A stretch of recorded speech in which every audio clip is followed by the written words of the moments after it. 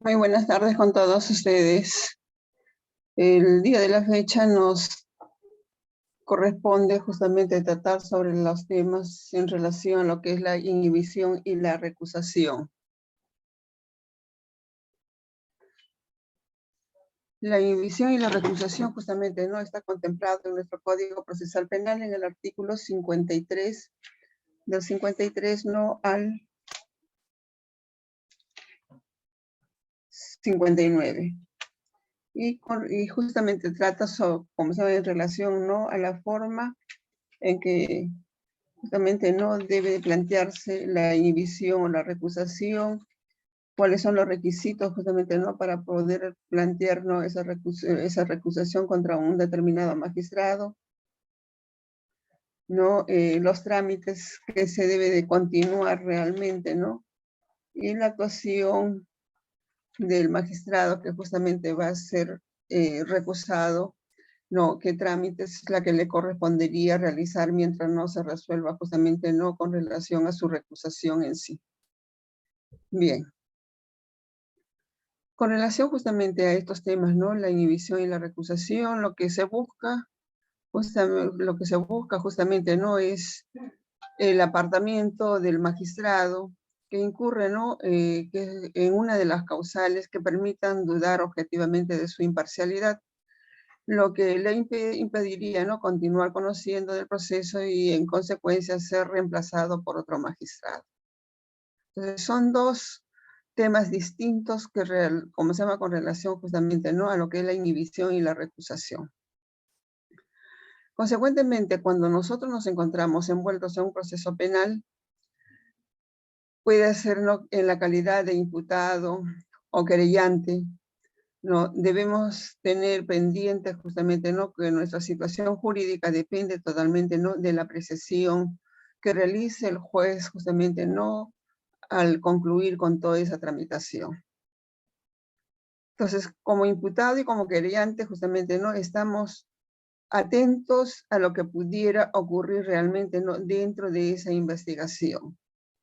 Consecuentemente, cualquier persona que pueda verse afectado justamente ¿no? con la imparcialidad de este magistrado está en la obligación ¿no? de poder formular la recusación contra este magistrado. Si es que él voluntariamente no se inhiba justamente a pesar de que conoce de que existe justamente ¿no? una causal para poder apartarse de ese proceso. Sabemos que justamente no todo magistrado es el encargado de impartir justicia, ¿no? Y ellos deben de, deben de tomar ¿no? las decisiones con mucha imparcialidad absoluta en sí, ¿no? Sin atender ¿no? a prejuicios, a empatías o resentimientos que pueda tener ¿no? con alguna de las partes en el proceso, entre otras ¿no? innumerables razones que pudieran existir por la cual la decisión de un juez puede verse afectado ¿no? por el subjetivismo en sí. Como vemos realmente, ¿no? Es bastante importante y de mucha trascendencia que un magistrado que va a impartir justicia sea imparcial realmente.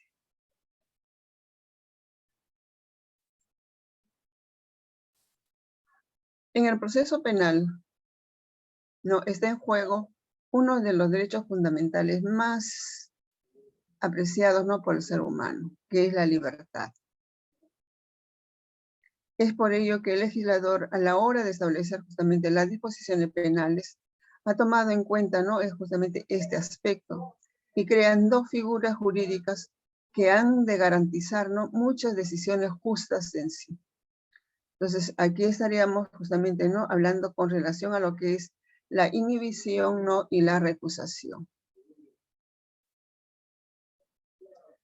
Entendemos como inhibición la decisión propia de un juez de no conocer un caso en específico porque éste entiende que su decisión no sería totalmente imparcial, sino que la misma podría verse afectada a inclinarse por alguna de las partes, ¿no? Por causa de subjetividades en sí. Y eso es lo que muchos magistrados justamente no toman conciencia sobre ese aspecto.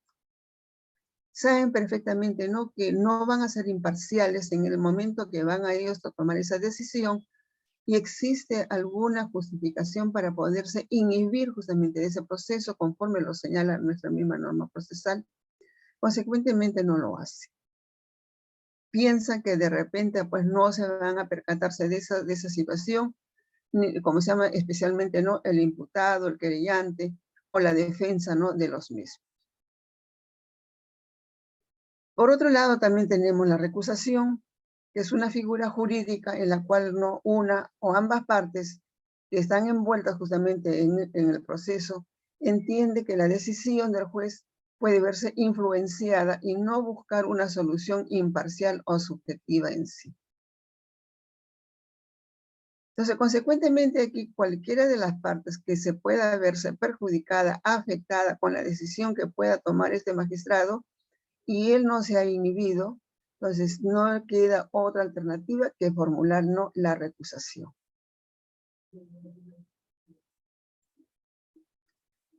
Para poder entenderlo de una forma más sencilla, cuando un juez se inhibe por cuenta propia, él decide que no conocerá de un caso porque entiende que no sería justo, no sería justo y mucho menos imparcial. Y la recusación ocurre cuando, a pesar de que el juez no se inhiba, una o ambas partes entienden que sí estaría afectada e influenciada su decisión y como saben, y por esa razón no lo recusa, para que éste no pueda conocer dicho caso y pase, ¿no?, su conocimiento a otro juez que se tiene la certeza que será pues un juez imparcial en sí. Los motivos para la inhibición o recusación deben estar debidamente fundamentadas en sí. O sea que el abogado, cuando va a formular justamente no una recusación o va a solicitar la inhibición justamente de este magistrado, entonces tiene que fundamentar las razones por las cuales está solicitando justamente esa circunstancia.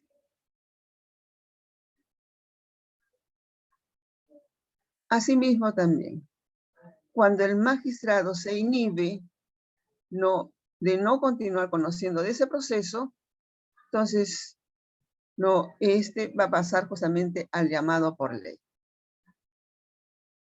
Y esa inhibición tiene que también fundamentarla, porque no solamente puede decir, señor, yo me inhibo por tal razón, sino tiene que fundamentar e indicar la razón por la cual se está inhibiéndose en sí.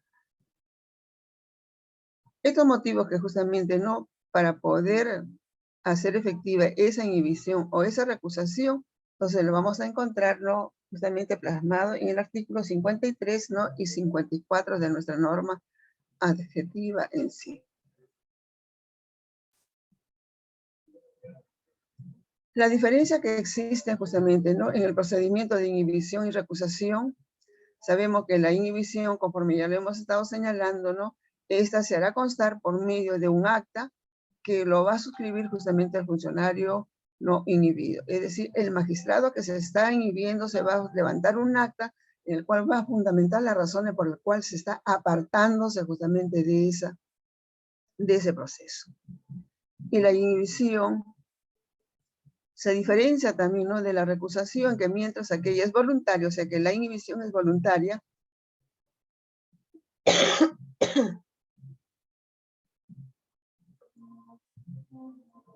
en cambio, la recusación, esta es a instancia de parte, o sea que cualquiera de las partes procesales que se puedan verse afectadas con la resolución que puede emitir, si hace un auto o una sentencia que puede emitir a posteriori por parte del magistrado, entonces él está el deber de poderlo recusar. Por las causales, las que proceden justamente son las mismas en sí. El artículo 53 de nuestro Código Procesal Penal señala: inhibición. Los jueces se inhibirán por las siguientes causales. Literal A: cuando directa o indirectamente tuviesen interés en el proceso o lo tuviera su cónyuge, sus parientes dentro del 4º grado de consanguinidad o 2º de afinidad, o sus parientes por adopción o relación de convivencia con alguno de los demás sujetos procesales. En el caso del cónyuge y del parentesco que de ese vínculo se deriven, subsistirá esta causal incluso luego de la anulación, disolución o cesación de los efectos civiles del matrimonio. De igual manera se tratará, ¿no?, en lo pertinente cuando se produce una ruptura definitiva del vínculo convivencial. Entonces, vemos de que justamente, ¿no?, las causales para poder inhibirse un magistrado de acuerdo a este literal A es bastante clara en ese sentido, y sin duda que también ustedes lo habrán visto cuando han tocado el tema, ¿no?, en el derecho procesal civil, ¿no?, cuando han también tocado justamente, ¿no?, con relación a lo que es la inhibición y la recusación. Porque justamente estas normas se relacionan entre sí, tanto el procesal civil como el procesal penal. El literal B señala cuando tenga amistad notoria, no enemistad manifiesta o un vínculo de compadrazgo con el imputado, la víctima o contra sus representantes. Entonces, vemos de que justamente puede existir bastante amistad, bastante familiaridad, como se puede decir, ¿no?, entre el magistrado, ¿no?, y una de las partes procesales. Entonces, al advertir justamente esa amistad, ¿no?, entre ambos, entonces podría dar lugar a que justamente, ¿no?, la otra parte, si es que los ha visto en algún momento justamente, ¿no?, tratarse como hermanos, podríamos decir, entonces va a pensar de que realmente, ¿no?, este magistrado va a poder resolver el caso en favor, ¿no?, de la parte contraria en sí. O puede tener también, como la misma norma señala, ¿no?, un vínculo de compadrazgo. Entonces vemos de que muchas veces se ha visto casos que muchos de los procesados, incluso, ¿no?, de los, de las partes procesales, no conocían de esa circunstancia. Entonces, quizás, en algún momento pudo llegar a también, su conocimiento de que este magistrado es compadre, justamente, ¿no?, con el investigado, con el imputado.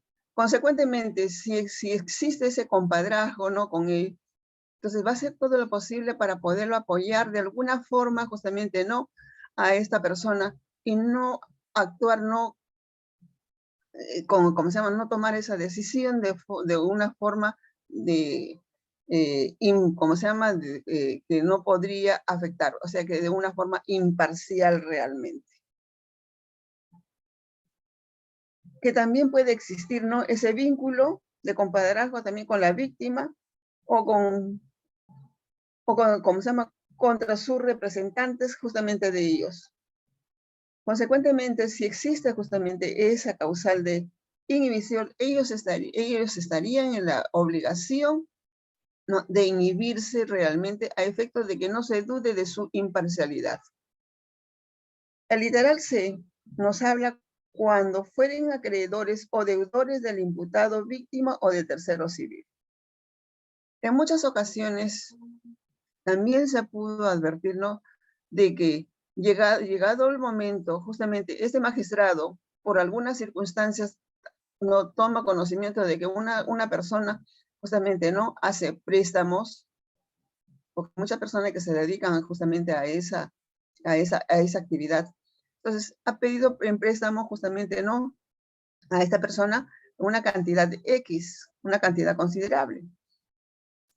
Pero justamente la parte contraria de ese proceso toma conocimiento de, de que es prestamista, ¿no?, del imputado, no es prestamista, ¿no?, de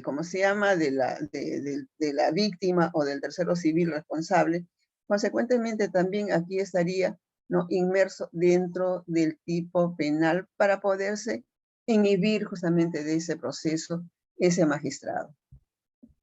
El literal D nos habla con relación cuando hubieran intervenido anteriormente como juez o fiscal en el proceso, o como perito, testigo, abogado de alguna de las partes o de la víctima. Sabemos de que justamente muchos de los abogados empiezan su labor justamente ejerciendo la abogacía de forma libre. Pero con el transcurrir de los años, justamente ellos piensan que tienen esa posibilidad de poder ejercer la magistratura en sí, tanto en el Ministerio Público como en el Poder Judicial. Entonces es cuando ellos inician justamente esta actividad. Entonces, si ellos en ese proceso que se está investigándose justamente, anteriormente él conoció como abogado, entonces él está en la obligación justamente de inhibirse porque ya tenía conocimiento de la forma y circunstancias cómo ocurrieron esos hechos. No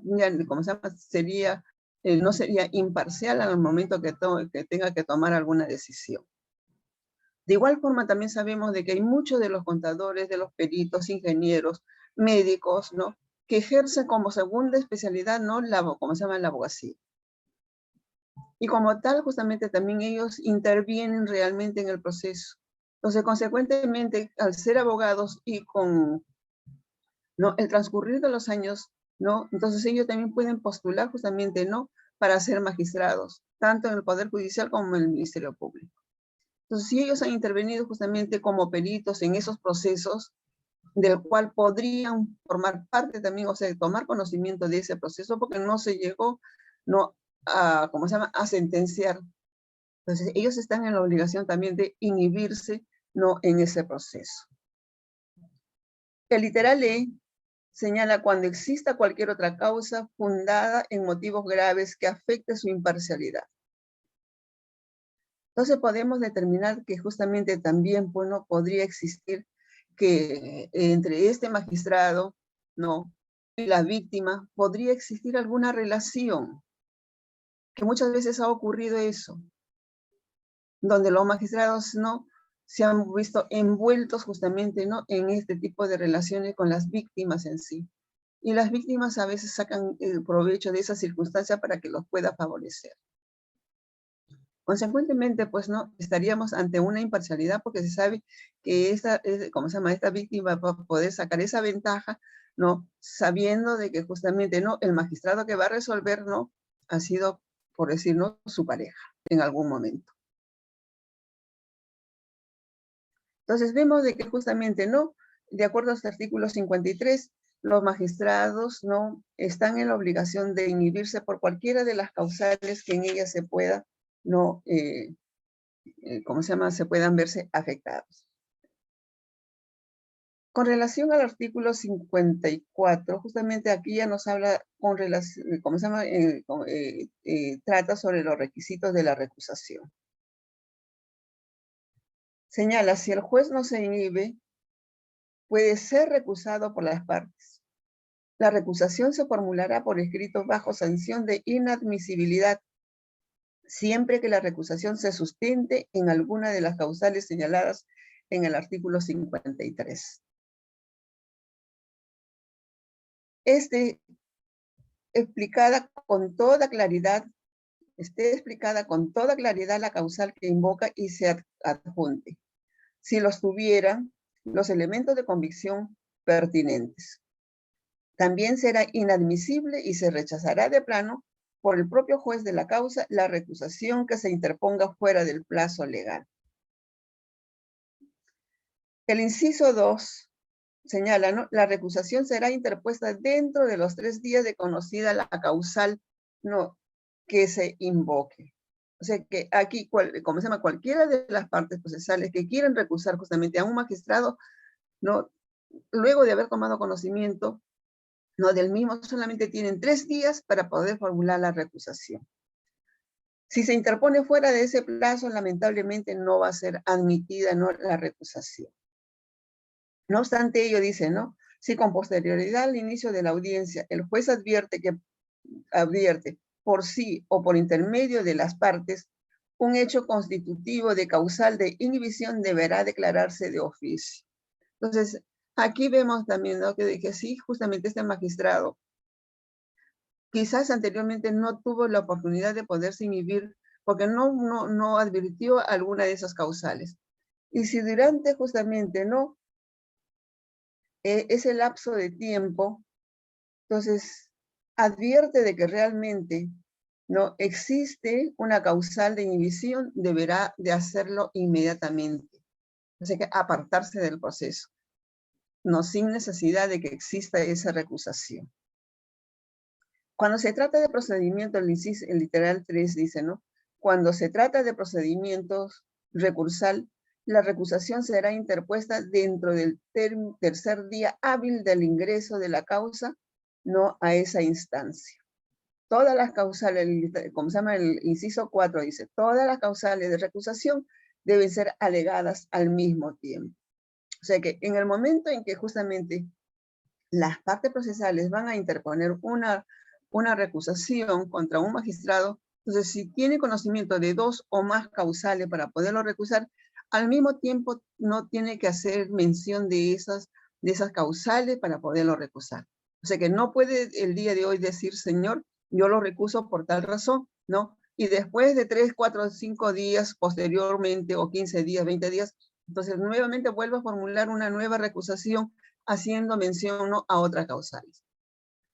Consecuentemente, si el magistrado tiene conocimiento, ¿no?, o ¿cómo se llama?, que existe una inhibición, que en ese momento se enteró de que existe, entonces de oficio podrá hacerlo.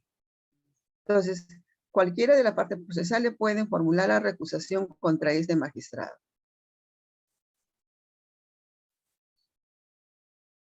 La normatividad del proceso penal y su éxito, ¿no?, en el logro de los objetivos se sustenta principalmente, ¿no?, en la actuación proba de la autoridad judicial.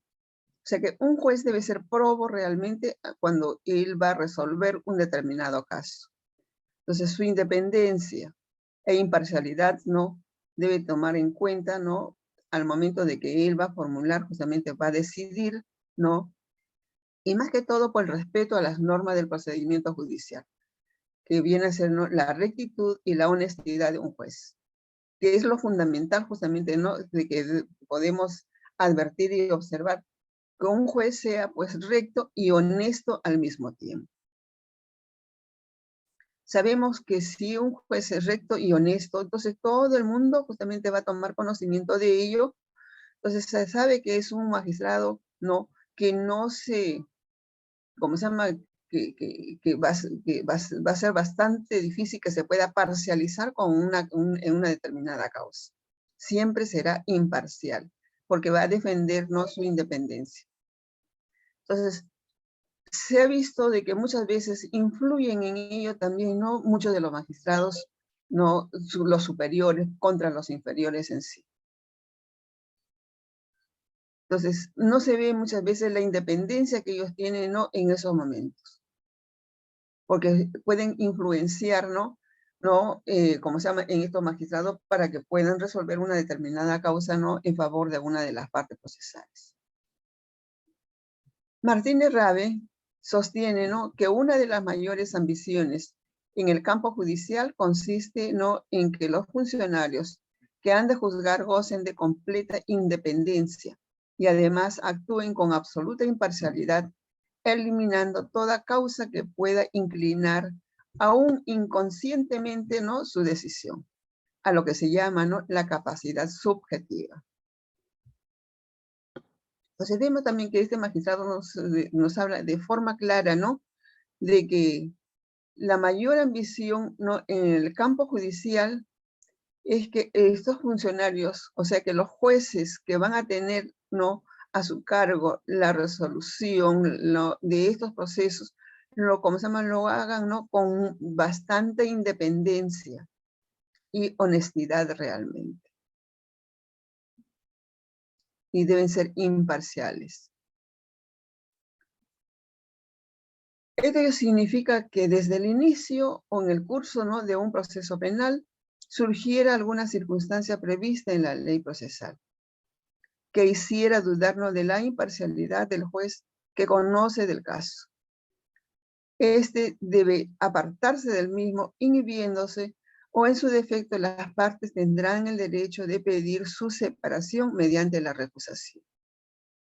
Si ese magistrado sabe perfectamente de que existe una causal para poderse inhibir y no lo hace, entonces las partes procesales aquí tienen ese derecho de pedirnos, de solicitar su apartamiento, su separación, ¿no? Y para ello justamente no van a hacer uso de, ¿cómo se llama?, de la recusación en sí. Estos criterios de imparcialidad también implican, ¿no?, a los fiscales por las mismas circunstancias, porque vemos también que en muchas de las fiscalías existen también justamente, ¿no?, algún motivo, ¿no?, de que ellos deban de apartarse realmente del proceso, deben inhibirse del proceso porque saben que existe, ¿no?, alguna causal para poderse, ¿no?, apartar. Si no lo hacen, lamentablemente aquí van a pedir, ¿no?, la recusación de este fiscal. Pero como se dice, ¿no?, esa recusación tiene que estar debidamente fundamentada en sí. Porque sabemos de que no hay nada oculto en esta vida. Entonces, en cualquier momento puede llegar a descubrirse. Y para evitar justamente ese problema de la recusación, es preferible que estos magistrados no se tengan que inhibirse dentro de ese, ¿cómo se llama?, del conocimiento de ese proceso.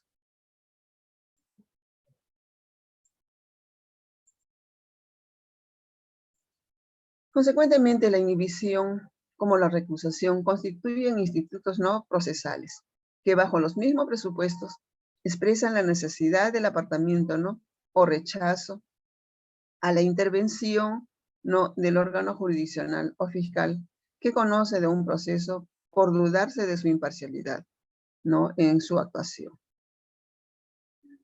Ambas instituciones son importantes para el desarrollo armónico, ¿no?, del proceso bajo la intervención de la autoridad judicial y de las partes.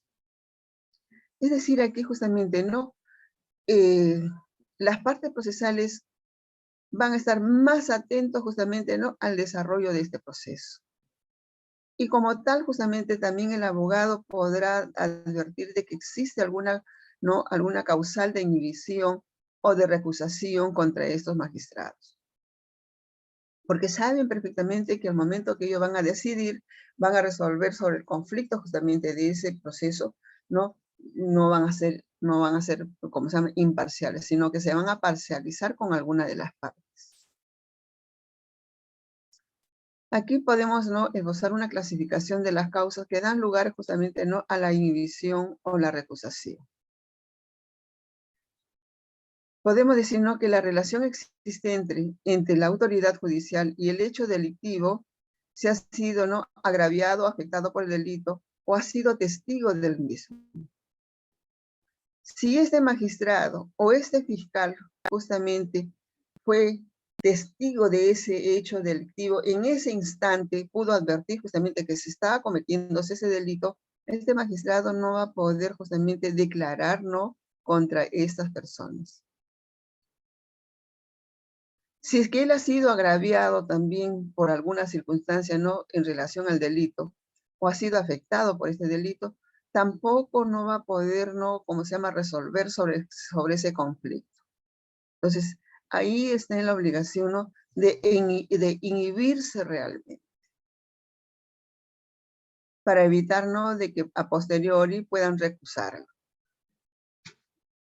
En segundo lugar, ¿no?, vemos que la relación de parentesco existente entre el juez fiscal, ¿no?, y las partes procesales o implicadas en el procedimiento, conforme ya lo hemos señalado, y como se advierte también, ¿no?, del artículo 53, ¿no?, de la norma adjetiva en sí. Entonces, ellos están en la obligación justamente, ¿no?, de inhibirse de ese proceso. Porque puede existir también esa relación de parentesco en que realmente, ¿no?, el agraviado, el procesado, es familiar directo, ¿no?, de este magistrado o del fiscal. Entonces, ellos están en la obligación de inhibirse si es que llega, ¿no?, a su conocimiento justamente, ¿no?, estos procesos. Y en el caso del fiscal, si es que llega a su conocimiento para poder hacer las investigaciones pertinentes. En tercer lugar, vemos con relación, ¿no?, a la relación funcional que hubiera tenido la autoridad judicial con anterioridad al hecho que conoce. Haber sido juez penal, o juez o fiscal, o haber intervenido como perito, testigo o defensor del imputado o del agraviado. Porque muchas veces también, si es que he consignado aquí, ha sido juez penal, entonces si este juez ha sido juez de juzgamiento o ha sido juez de la investigación preliminar, de la investigación preparatoria, y posteriormente justamente no, él postuló no al cargo de juez superior. Entonces, lamentablemente, este magistrado no va a poder conocer de ese proceso si es que llegara en grado de apelación. De igual forma, también si se trataría de un juez o de un fiscal, pero posteriormente asume el cargo justamente no de jueces superiores. Entonces, si llega justamente a su despacho, ese proceso no le queda otra alternativa que inhibirse del mismo, para que otro magistrado no asuma esa responsabilidad y no se vea perjudicado tampoco ninguna de las partes procesales, y mucho menos no como se haga el comentario de que ese juez no ha sido parcializado. A pesar de que tenía conocimiento de tales circunstancias, lamentablemente nunca se inhibió, no esperó a que lo recusaran, no, o de lo contrario tampoco no, la recusación que se formuló fueron no a destiempo y no prosperó esa recusación. Entonces esperemos de que justamente no se va siempre a dudarse de su, no, ¿cómo se llama? De su parcialidad, no va a ser imparcial. Entonces se va a parcializarse, ¿no? Con alguna de las partes procesales. La imparcialidad no solo es un principio recogido por el Código Procesal Penal, sino también viene a ser una garantía del debido proceso. Por ello, las partes que acuden justamente al Poder Judicial por una tutela jurisdiccional efectiva lo hacen confiando justamente ¿no? en que los magistrados que van a conocernos su conflicto, sus procesos, estos se van a desempeñarse ¿no? sin inclinación, sin ni sesgo subjetivo alguno. Sé que siempre pensarán que estos magistrados no serán imparciales en sí. En ese sentido, la función jurisdiccional debe ejercerse sin sombras de sospecha o dudas sobre la imparcialidad de los magistrados, ni mucho menos ¿no? sobre su independencia funcional. Entonces vemos de que justamente aquí todos los magistrados siempre van a velar por la recta administración de justicia. Es decir, no de que realmente que a posteriori no se esté haciendo los comentarios de que ¿cómo se llama? Que esa sala penal no fue imparcial, siempre no fue, ¿cómo se llama? No fue imparcial, sino que se parcializó no en un determinado proceso. Y eso siempre lo van a comentar. Entonces, es por eso que justamente no ¿cómo se llama? Debe tenerse en consideración que no se va a dudarse ¿cómo se llama? De la imparcialidad de estos magistrados, y mucho menos ¿no? sobre su independencia funcional. Porque en el Poder Judicial, especialmente donde se van a resolverse los conflictos justamente de las partes procesales, no se reciben muchas ¿no? Injerencias ¿no? de altos funcionarios a efectos de que puedan darle la razón ¿no? a una de las partes procesales. Entonces, estaríamos aquí hablando, ¿no? ¿Cómo se llama? Que no existiría, ¿no? Esa independencia en sí en el Poder Judicial. Entonces, por tanto, si la imparcialidad y la independencia son propias de una debida administración de justicia ante una amenaza contra alguno de estos principios, deberán activarse ¿no? los mecanismos procesales previstos por el Código Procesal Penal, ¿no? Que son los denominados ¿no? la recusación y la inhibición. Entonces, sabemos de que existe una amenaza contra uno de estos principios, entonces inmediatamente deben de hacerse de conocimiento justamente, ¿no? Estos mecanismos procesales, a efecto de que justamente tienen conocimiento de que este magistrado debe de inhibirse por alguna razón, entonces el magistrado al tomar conocimiento sobre esa circunstancia debe apartarse voluntariamente y no esperar justamente, ¿no? A que lo puedan recusar.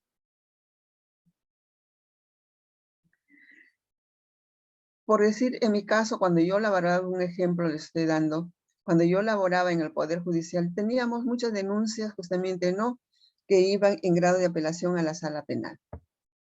Yo formaba parte de ese colegiado. Y habían denuncias contra, ¿cómo se llama?, contra los rectores, contra los rectores de la universidad.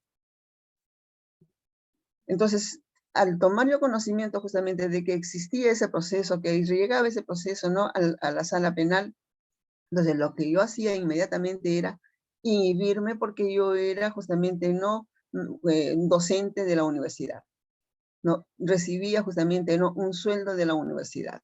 Entonces, para que no se pudieran, no pudieran dudar ¿cómo se llama?, de mi imparcialidad, entonces inmediatamente yo me separaba de ese proceso. Entonces, de repente, por ahí quizás puedan encontrar ustedes algunos de esos procesos, ¿no?, desde la época incluso del doctor Encinas con el doctor, ¿cómo se llama?, con el doctor Alba, ¿no? ¿Cómo se llama?, con el doctor Magallanes, ya no. Con los otros anteriores, justamente, ¿no?, habían muchas denuncias contra, ¿cómo se llama?, contra los rectores de la universidad y las altas autoridades, justamente, ¿no?, de vicerrectorados académicos. Entonces, lo primero que yo hacía, ¿no?, era apartarme de ese proceso. Entonces, de igual forma también hay muchos de los magistrados que justamente son partes, ¿no?, ¿cómo se llama?, o tienen una causal para poderse inhibir, lo hacen inmediatamente sin necesidad de que los puedan recusar. Dentro del marco normativo, justamente vemos, ¿no?, de que la inhibición viene a ser el acto procesal donde el fiscal o el juez decide apartarse voluntariamente, ¿no?, del conocimiento de una causa, cuando advierte que incurre, ¿no?, en uno de los supuestos señalados en el artículo 53 del Código Procesal Penal. Mientras que la recusación consiste, como ya lo hemos señalado, en el acto procesal en que las partes legitimadas, ¿no?, es decir, las partes procesales, ya sea, ¿no?, el investigado, imputado o denunciado, el actor civil, ¿no?, el tercero civil responsable. Entonces, ellos pueden solicitar justamente, ¿no?, la recusación de este magistrado, quien no omitió inhibirse, ¿no?, a pesar de que tenía pleno conocimiento del mismo, a que se aparte de seguir conociendo del proceso, de conformidad con lo dispuesto en el numeral 1, ¿no?, del artículo 54 del Código Procesal Penal. Incluso, si es que llega justamente ese escrito de recusación a su despacho, inmediatamente él hace suya y se inhibe a efecto de que esta recusación no prospere realmente.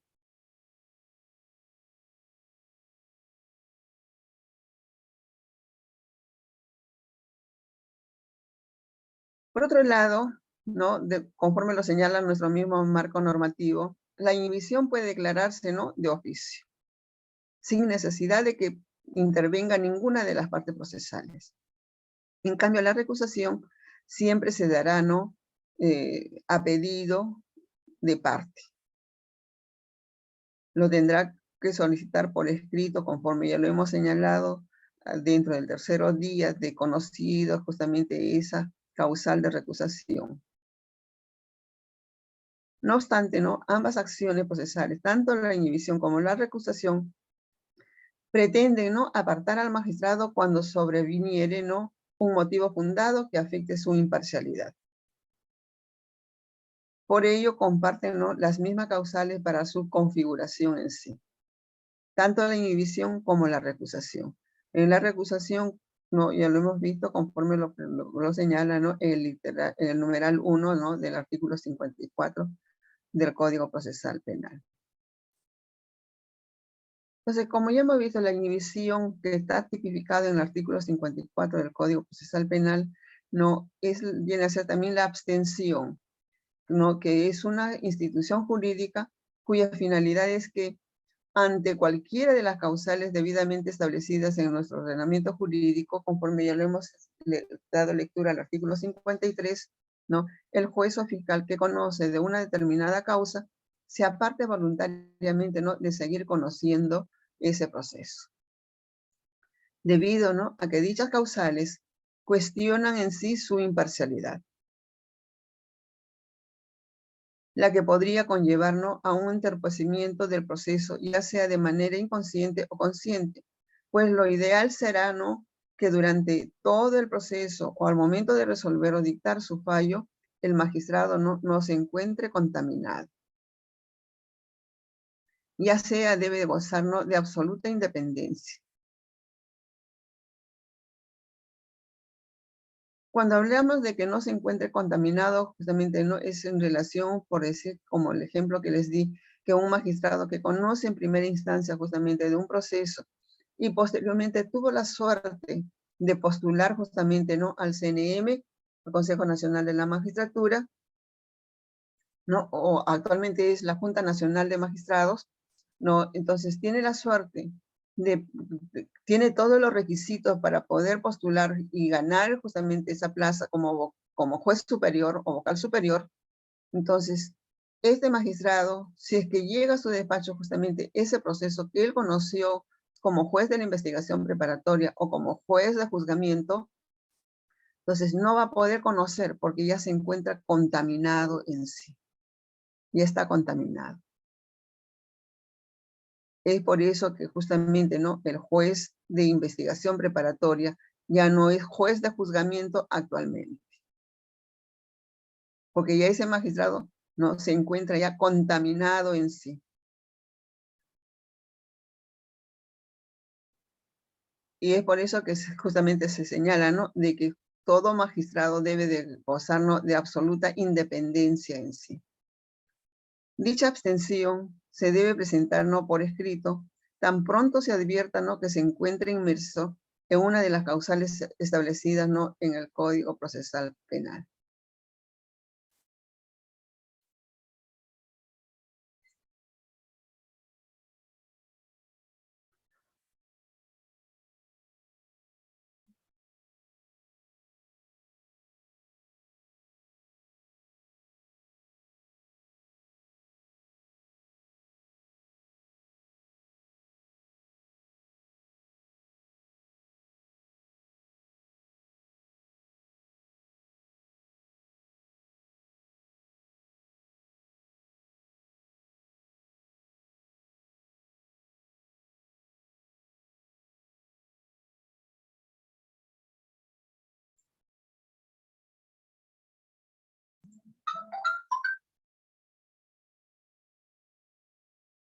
Por ejemplo, existiría temor, ¿no?, por parte de cualquiera de las partes procesales cuando el juez desatiende el deseo legítimo del imputado de nombrar un abogado de su confianza, o cuando antes o en pleno juicio oral afirma ante la prensa hechos que todavía no fueron probados. Es decir, antes de que se dicte la sentencia en sí. Deja entrever, ¿no?, al defensor del acusado con seguridad la condena, como se llama, del cual justamente no va a ser objeto justamente a posteriori, una vez que concluya con la etapa de juzgamiento. Cuando considera, ¿no?, enfermos mentales a los imputados a causa de una concepción política revolucionaria en sí. Porque justamente hay muchos de los magistrados, ¿no?, que los tildan justamente, ¿no?, de enfermos mentales a estas personas, ¿no?, como que si fueran enfermos mentales a estos procesados por cuestión, como se llama, política. Es por eso que cuando justamente cuando eran procesados, ¿no?, los imputados por delito de terrorismo, se sabía que justamente estas personas, ¿no?, abrazaban una política revolucionaria. Entonces, les hacían a ellos de conocimiento que eran unos enfermos mentales al creer justamente en esa política revolucionaria. Entonces, desde este momento en que justamente este magistrado, ¿no?, llegado el instante en que este investigado, por alguna razón, estando en pleno juicio oral, su abogado renuncia justamente, ¿no?, a continuar asistiéndolo.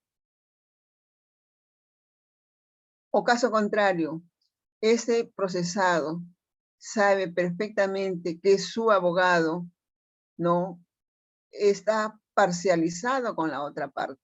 Y él quiere cambiar de abogado, pero sin embargo no le acepta. Es un derecho legítimo que tiene justamente, ¿no?, ¿cómo se llama?, el imputado, el investigado, de nombrar un abogado de su confianza. Salvo que esta persona justamente no tenga los recursos económicos para poder designar o nombrar su abogado defensor, entonces ahí se solicitará, ¿no?, una defensa de oficio, que es del Ministerio, ¿no?, de Justicia, que justamente tienen a su cargo justamente a los defensores públicos en sí. Entonces, aquí vemos de que todos ellos tienen, ¿no?, ese legítimo derecho de nombrar al abogado de su plena confianza.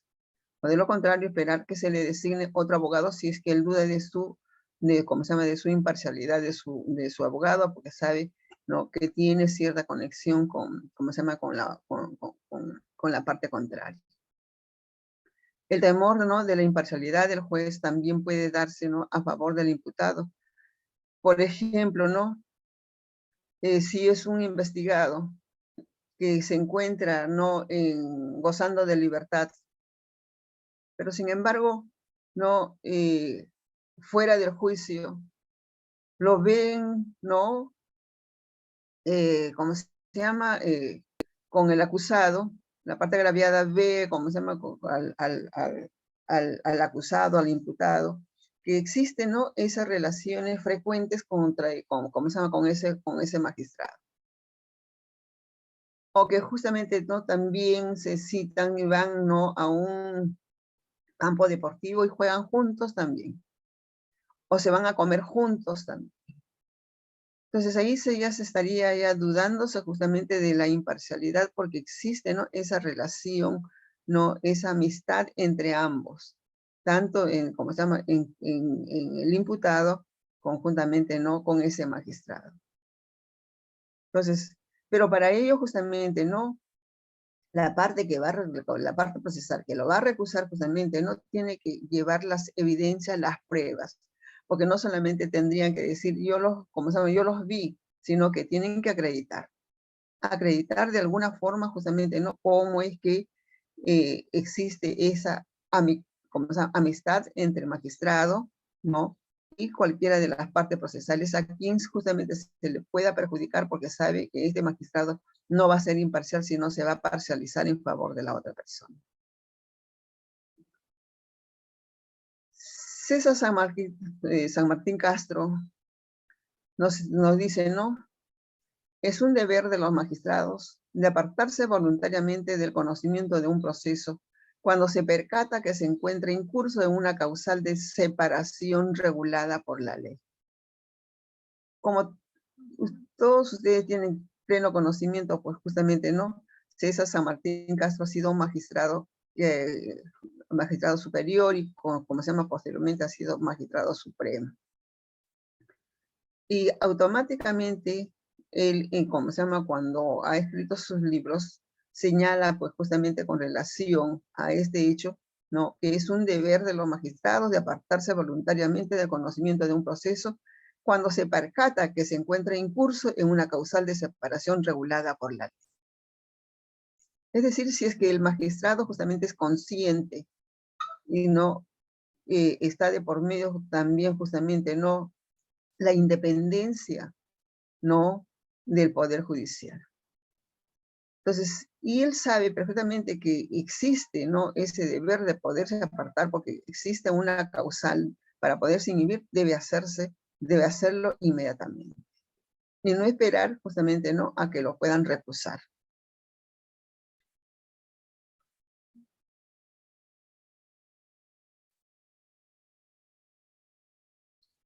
Asimismo, también, ¿no?, podemos considerar que la inhibición también puede ocurrir, ¿no?, en una situación que nada tiene que ver con un cuestionamiento o la imparcialidad del magistrado. Es así, ¿no?, que la redacción del Código Procesal Penal podemos advertir, ¿no?, el uso del término inhibición cuando se refiere a un conflicto competencial, ¿no?, entre órganos jurisdiccionales que conocen de una misma causa, afectando de este modo la independencia de su función jurisdiccional. Y justamente sobre este particular ya lo hemos tratado también, ¿no?, en las clases anteriores. Y tal como ocurre cuando el juez advierte que otro juzgado penal de igual jerarquía se encuentra conociendo, ¿no?, del mismo caso, ¿no?, supuesto regulado en el numeral 1 del artículo 45 del Código Procesal Penal.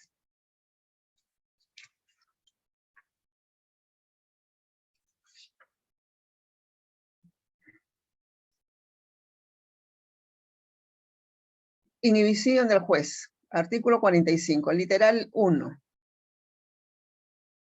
Cuando el juzgado penal que ha recibido la acusación conoce que otro de igual jerarquía tiene otro proceso para audiencias sobre el mismo caso, podrá solicitarle se inhiba, para lo cual le enviará copia de las piezas pertinentes. Si el juzgado penal requerido acepta, expedirá resolución y remitirá todo lo actuado con conocimiento de la Sala Penal Superior, ¿no?, y de las partes. Si por el contrario afirma su competencia, elevará en cuaderno respectivo, ¿no?, a la Sala Superior. Como ya lo hemos visto justamente, ¿no?, en clases anteriores, cuando se trata justamente de esta inhibición por contienda de competencia realmente, ¿no?, o de jurisdicción. Entonces vemos de que justamente si estos magistrados no conocen que otro juez está conociendo de ese mismo proceso, ya se encuentra en juicio oral, existe acusación también contra este procesado por los mismos hechos y todo lo demás, entonces consecuentemente no hace de conocimiento de ese otro magistrado para que se pueda inhibirse, para que se pueda apartar y pueda, ¿no?, enviarle justamente todo ese despacho todo ese expediente, ¿no?, a su despacho para poderlo acumular y hacer un solo juzgamiento en sí. Pero si ese magistrado no quiere inhibirse de ese proceso, a pesar de que le han enviado justamente no las pruebas, las evidencias, no piezas procesales pertinentes, entonces decide no apartarse de ese proceso. Si decide no apartarse de ese proceso, entonces lo único que le queda es formar, ¿no?, el expediente, ¿no?, inmediatamente, ¿no?, en el lapso de un día y enviarlo justamente, ¿no?, a la Sala Superior. Es la Sala Superior justamente, ¿no?, que resolverá sobre la competencia o la jurisdicción que les pueda, en este caso la competencia, que les pueda corresponder a uno u otro juzgado. Entonces, es por eso que también aquí hacemos, ¿no?, mención con relación a la inhibición.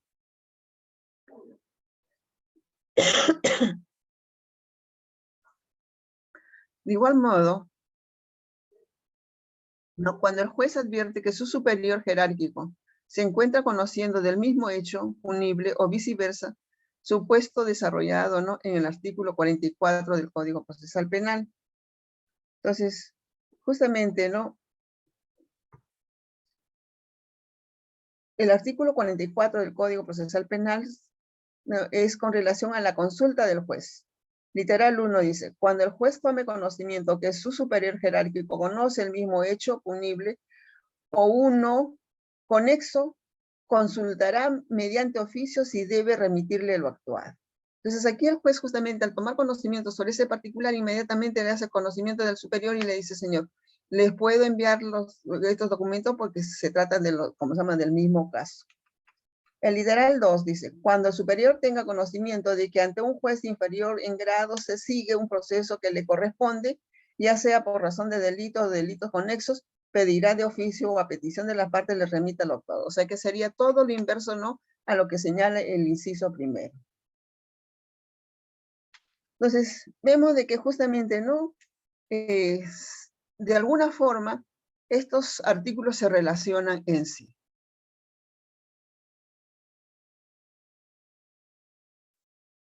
Veamos con relación a lo que es la recusación. Lo que se espera de un juez o un fiscal que se encuentra justamente inmerso en una de las causales de inhibición es que ni bien lo advierta, este se inhiba. Pero si el magistrado, aún siendo consciente de que se encuentra dentro de las causales previstas en el ordenamiento procesal penal, si no se inhibe del proceso que conoce, entonces aquí las partes procesales están facultadas para solicitar que dicho juez no se aparte del conocimiento del mismo, dando lugar ¿no? a un procedimiento incidental que viene a ser ¿no? la recusación, conforme lo señala ¿no? el artículo 54 del Código Procesal Penal. Entonces, la recusación ¿no? en el instituto procesal, en virtud del cual ¿no? los sujetos procesales buscan el apartamiento, ¿no? Es decir, es la tacha del juez respecto de una causa concreta cuando dude de su imparcialidad. Y esta debe ser sustentada, ¿no? Por causa cierta en sí. O sea que no solamente es recusar por recusar, sino tiene que justamente no acreditar que existe esa causal de recusación. La recusación ¿no? está íntimamente vinculada al principio del juez legal, ¿no? Quien debe actuar con ecuanimidad, rectitud e imparcialidad ¿no? en su actuación funcional. Es decir, ¿no? Idoneidad en el cargo. Caso contrario, el imputado, la parte civil, ¿no? que tienen dudas fundadas sobre estas cualidades, tienen no expedito el derecho de oponerse a aquel que conozca del proceso instaurado mediante el planteamiento de la recusación. La norma establece ¿no? que los requisitos formales de admisibilidad, los cuales van a determinar si la recusación es o no aceptada, y para ello es de obligatoriedad que la parte que plantea la recusación cumpla con formularla ante el juez que conoce de la causa, y sobre ¿no? del cual pesa el impedimento que lo haga por escrito y dentro del tercer día de conocida la causal, y que la misma se encuentre sustentada teniendo en cuenta ¿no? el ordenamiento procesal penal, conforme ya lo hemos manifestado anteriormente. Entonces aquí justamente las partes procesales que tienen conocimiento de que el magistrado no va a ser imparcial, sino que se va a parcializar con, como se llama, con una de las partes procesales. Entonces, al tomar conocimiento sobre ese particular, inmediatamente no deben proceder a recusarlo si es que no se ha inhibido. Pero tienen que hacerlo dentro del tercer día de conocida ¿no? esa causal. Y tienen que acreditarla, sustentarla ¿no? y acreditarla. Consecuentemente, si el magistrado no se inhibe, puede ser recusado, conforme ya lo hemos señalado, por los sujetos procesales legitimados. Puede ser no por parte del imputado, el actor civil, no, o el tercero civil responsable también. Porque también el tercero civil responsable puede verse perjudicado a posteriores una vez que se dicte no la sentencia. Entonces, quienes deberán, no, en primer lugar, sustentar la causal no invocada con la correspondiente fundamentación fáctica en sí. En segundo lugar, no adjuntar las pruebas pertinentes si lo hubiese. Y en tercer lugar, respetar el plazo legal, de conformidad con el numeral 2 del artículo 54 del Código Procesal Penal, conforme ya lo hemos señalado. Entonces, si es que no se adjuntan las pruebas pertinentes sobre la recusación que se está formulándose contra este magistrado, va a ser un poco difícil que pueda prosperar justamente esta recusación. Por eso, hoy en día, existen ¿no? tantas facilidades ¿no? para poder ¿no? ¿cómo se llama? Adquirir esas pruebas en sí. Tenemos la tecnología tan avanzada que de una u otra forma no podemos hacer uso de la misma y poder acreditar que justamente no existe esa, ¿cómo se llama? Esa amistad, ¿no? ¿Cómo se llama? Entre el magistrado y el imputado, por decir, ¿no? O el magistrado, los agraviados. Existe ¿cómo se llama? Ese nexo de familiaridad, ¿no? Ese nexo de compadrazgo. Entonces, tiene que acreditarse realmente con pruebas indubitables a efecto de que esto pueda prosperar. Si el juez recusado, sin más trámite, rechaza de plano la recusación planteada, declarándola inadmisible, deberá formarnos el incidente y elevará las copias pertinentes en el plazo de un día hábil a la sala penal competente a quien corresponde resolver la recusación o la inhibición del juez. Y así lo establece justamente ¿no? el artículo 56 de nuestro código adjetivo.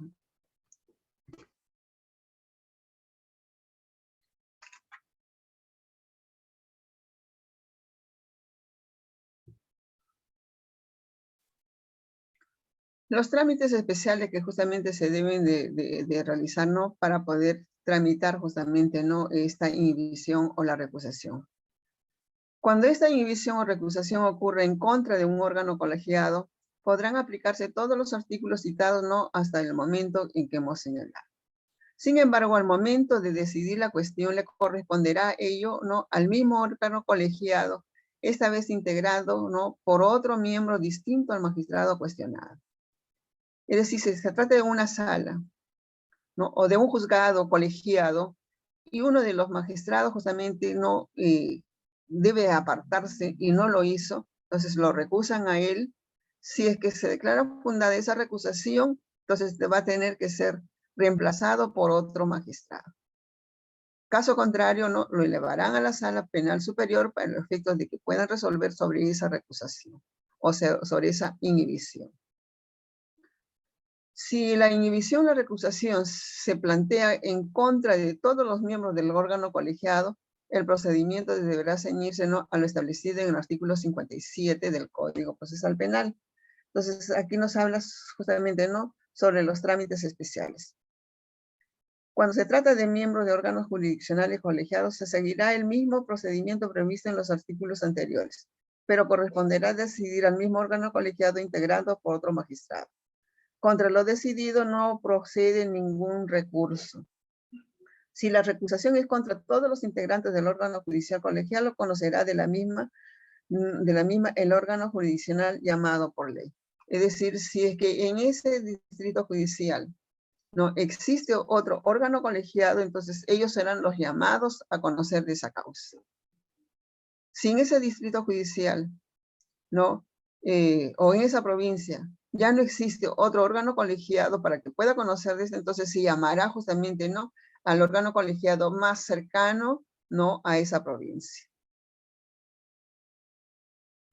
Es necesario precisar que mientras se encuentre pendiente, ¿no? De resolver la inhibición, la recusación, ¿no? Que haya acontecido justamente, ¿no? En ese proceso, que se haya realizado en ese proceso, entonces se podrán realizar todas aquellas diligencias que sean, ¿no? Irrealizables ulteriormente, o sea, que no se van a poderse realizar a posteriori en sí, o que no permitan, ¿no? Ninguna prórroga en sí. Esto es aquellas de carácter urgente, siguiendo lo establecido, ¿no? En el artículo 52 del Código Procesal Penal. El artículo 52 dice, ¿no? Resolución y diligencias especiales. Mientras estuviera pendiente la decisión sobre cuestiones de competencia, está permitido resolver sobre la libertad o privación de la libertad del imputado, así como actuar diligencias de carácter urgente e irrealizables ulteriormente, o que no permitan ninguna prórroga. La sala penal dará prioridad a los incidentes de acumulación en el señalamiento de la vista de la causa.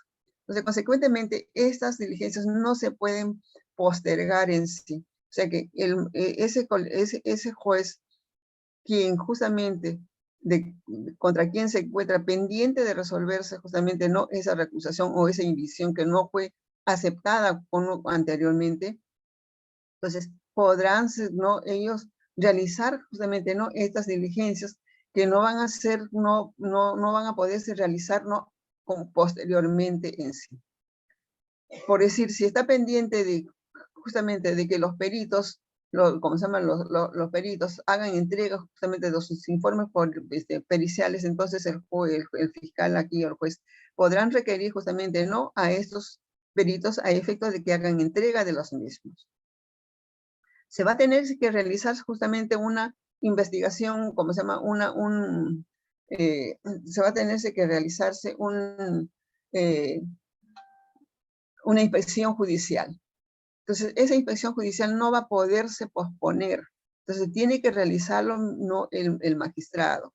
Entonces, a efectos de que no se pueda perjudicarse tampoco a las partes procesales, porque posteriormente ya va a ser difícil, si que llega justamente ya la etapa intermedia, se va a la etapa de juzgamiento, lamentablemente esa diligencia no se va a poderse realizar.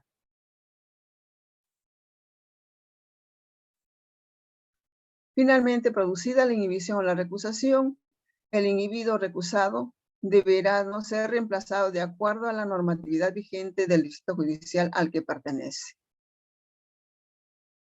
Entonces vemos de que justamente ya una vez resuelta la inhibición en la recusación, entonces va a ser reemplazado, ¿no?, ese magistrado que se inhibió, o ese magistrado que contra quien se planteó la recusación, ¿no?, va a ser reemplazado de acuerdo, ¿no?, ¿cómo se llama?, a la normatividad vigente, ¿no?, del distrito judicial, ¿no?, al que pertenecen realmente.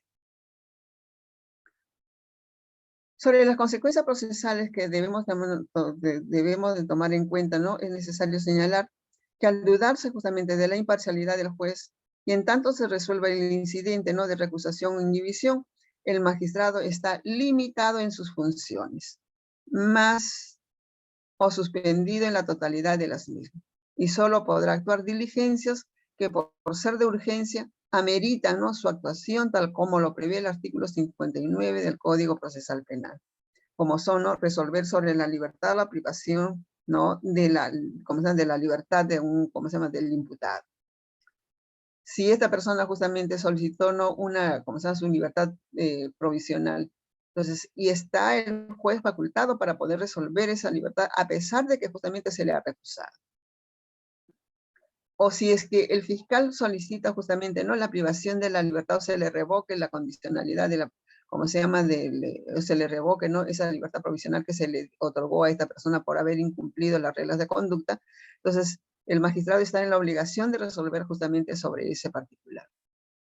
En segundo lugar, ¿no?, actuar diligencias de carácter urgente e irrealizables, ¿no?, ulteriormente, que no permitan ninguna prórroga, siguiendo lo establecido, ¿no?, en el artículo 52, conforme ya lo hemos visto. Inhibición y recusación de secretarios y auxiliares jurisdiccionales.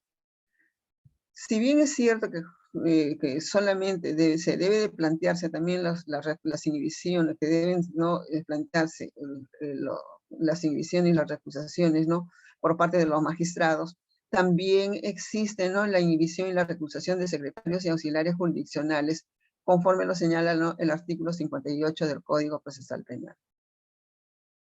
Justamente, ¿no?, todos los magistrados, relatores, secretarios y auxiliares jurisdiccionales forman parte del Poder Judicial. Y por lo tanto, todos son funcionarios o servidores públicos que brindan o desempeñan actividades o funciones a nombre y al servicio del Estado. Y por lo tanto, nuestra norma procesal no podía excluir justamente, ¿no?, de estas causales de inhibición y de recusación a los secretarios judiciales, ¿no?, y a las demás personas que laboran en el Poder Judicial y que son quienes asisten justamente, ¿no?, en la función jurisdiccional del juez. Ellos son asistentes justamente, ¿no?, de los jueces, son asistentes justamente, ¿no?, de los fiscales.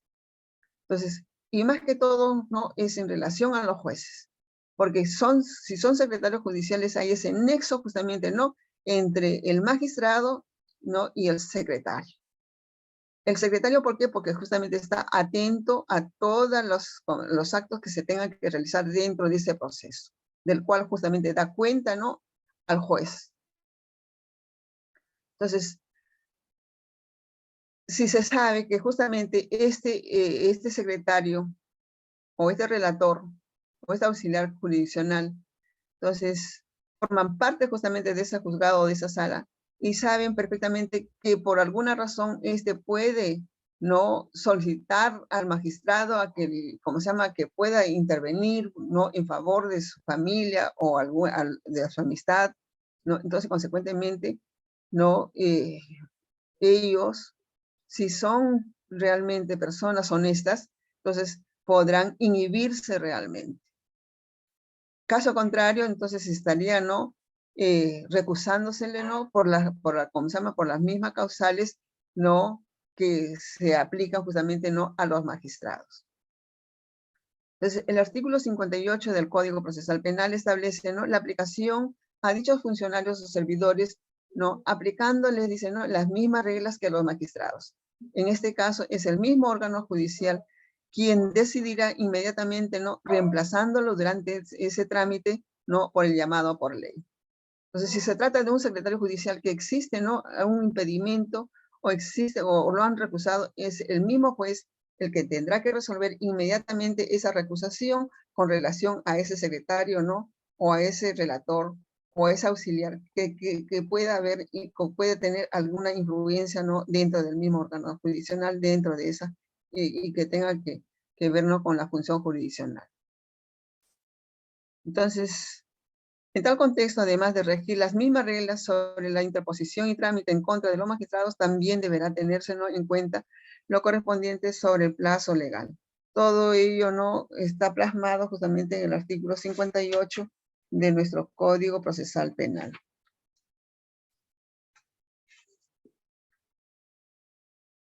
Y artículo 58 dice: inhibición y recusación de secretarios y auxiliares jurisdiccionales. Las mismas reglas regirán respecto a los secretarios y a quienes cumplan una función de auxilio judicial en el procedimiento. El órgano judicial ante el cual actúan decidirá inmediatamente reemplazándolo, ¿no?, durante ese trámite por el llamado por ley.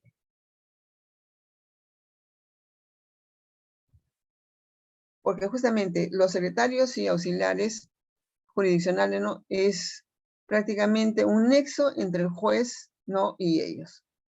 Ellos van a seguir conociendo en todo momento sobre el particular, sobre la tramitación de ese proceso. Bien. Aquí concluimos.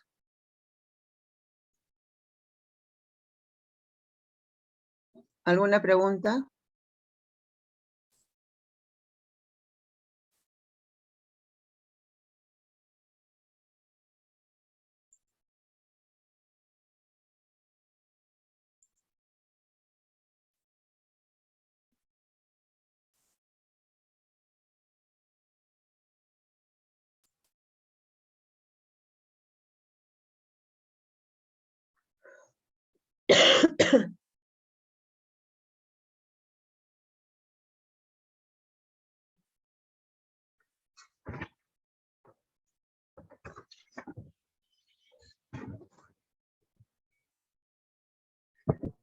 Bien, si no hay ninguna pregunta, voy a pasarles asistencia, por favor.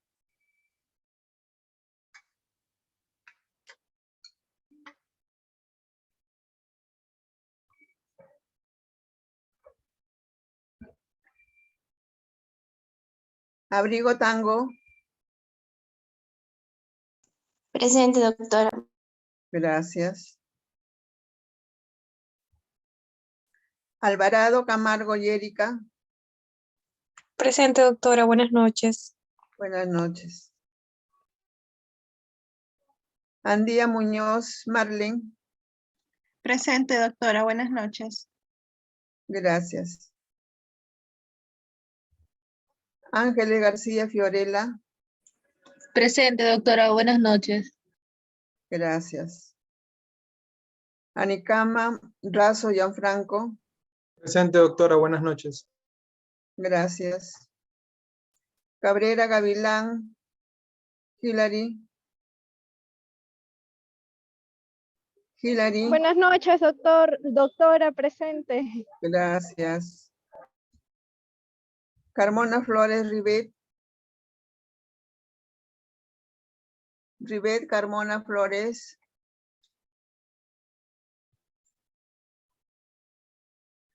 Carmona Flores Ribet. Veo que estás en plataforma. Carpio Guamán Martín. Presente, doctora. Buenas noches. Gracias. Carrillo Chacaliaza Janina. Presente, doctora. Buenas noches. Gracias. Chamorro Hidalgo Boris. Presente, doctora. Buenas noches. Gracias. Cochachi Suárez Yuri. Buenas noches, doctora. Presente. Gracias. Cornejo Flores Shirley. Shirley Yamile Cornejo Flores. Está en plataforma. Crisóstomo Águila Celestina. Presente, doctora. Buenas noches. Gracias. Delgado Mamani Carla. Buenas noches, presente. Gracias. Geldres Caña María Alejandra. Presente, doctora. Buenas noches. Gracias. Gutiérrez Quispe Nayeli. Presente, profesora. Buenas Gracias. Herencia Bendezú. Ciro. Presente, doctora. Gracias. Buenas noches. Buenas noches. Hernández Tillahuanca. Presente, doctora. Buenas noches. Gracias. Hernández Zapata María. Presente, doctora. Buenas noches. Gracias. Huarote Yataco Ailín. Ailín. Buenas noches, doctora. Presente. Gracias. Jara Sumaeta José. Presente, doctora. Buenas noches. Gracias. Yamoca Rodríguez Marjorie. Presente, doctora. Buenas noches. Gracias. Lucero Altamirano Fabio. Presente, doctora.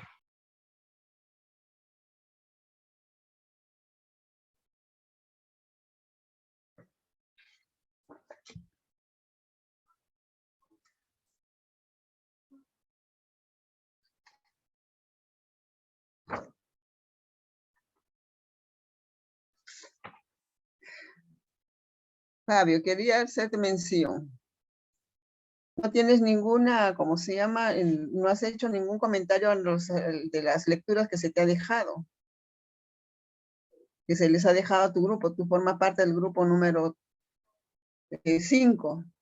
No tengo ninguna participación tuya. Solamente quiero hacerte presente esa circunstancia. Malky Gómez Denis. Denis Malky.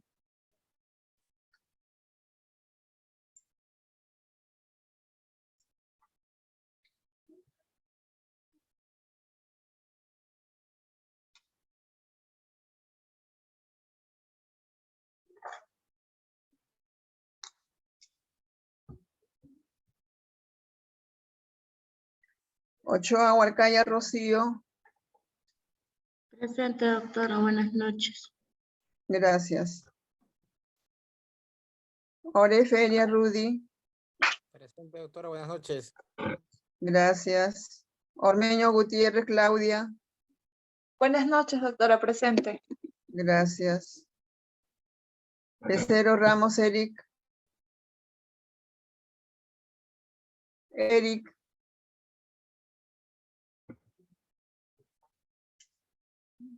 No está en plataforma.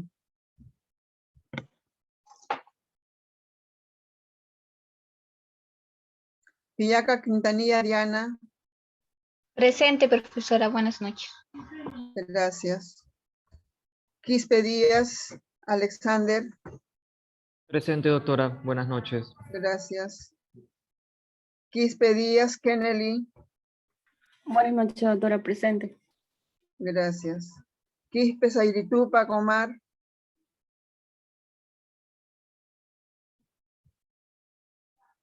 Omar Quispe Zairitupac. Está en plataforma también.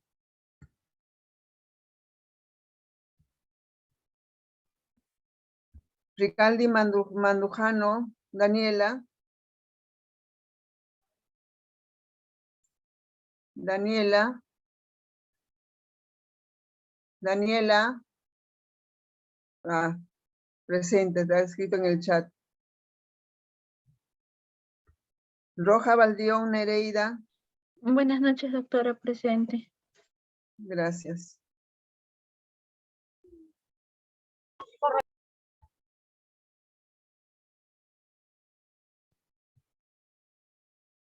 Santiago Andrés Rita. Buenas noches, doctora. Presente. Gracias.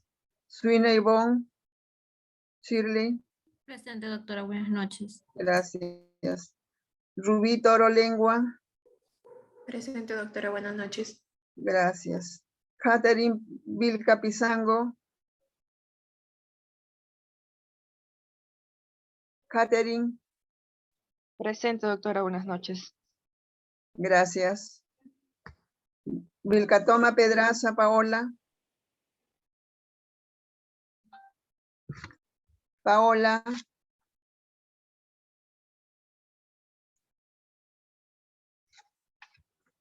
Paola.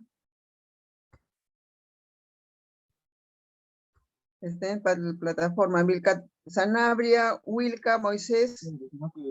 Tengo que frenar, pero si no, Gracias. buenas noches, doctora. Buenas noches, presente. Gracias. Zulcatito, Flor de María. Sulcatito presente, doctora. Buenas noches. Gracias. Doctora, disculpe, la compañera Paola ha escrito por el chat. Creo que no funciona su audio bien. Sí, Doctora, buenas noches. sí. ¿Qué especialidad para presente, por favor? Ya. González Valenzuela, Cintia. Buenas noches, doctora. Presente. Bien. Bien. Ya nos ganó justamente, y ahorita nos cierra el Zoom. Entonces el día viernes estamos entrando a las 5:15, por favor.